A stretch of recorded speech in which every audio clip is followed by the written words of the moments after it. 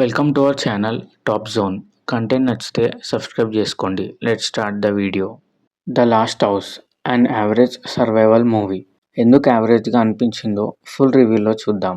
ముందు movie plot వచ్చేసి, ఒక ఫ్యామిలీ క్రిస్మస్ వస్తుందని షాపింగ్ కోసం ఇంట్లో నుంచి బయటికి వెళ్తుంటే డోర్ లాక్ అవుతుంది అండ్ విండోస్ కూడా లాక్ అయిపోతాయి. వాళ్ళు ఇంట్లో ట్రాప్ అయిపోతారు.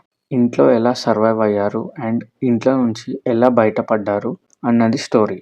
మూవీ స్టార్టింగ్ సెటప్ బాగా చేసుకున్నారు. లైక్ ఇంట్లో ట్రాప్ అయిపోగానే ఎలా బయటపడాలి అని వాళ్ళు డోర్ అండ్ విండోస్ బ్రేక్ చేయడం అండ్ నేబర్స్తో మాట్లాడే విధానం.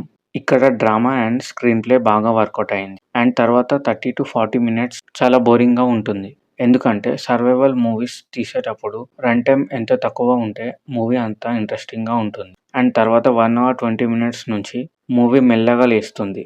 Like action sequences, screen play బాగా వర్కౌట్ అయింది. మూవీ క్లైమాక్స్కి వచ్చేసరికి పీక్స్కి వెళ్తుంది. ఇదంతా ఓకే కానీ మెయిన్ మూవీలో ఎక్స్ప్లెనేషన్ అండ్ లాజిక్ మిస్ అవుతుంది.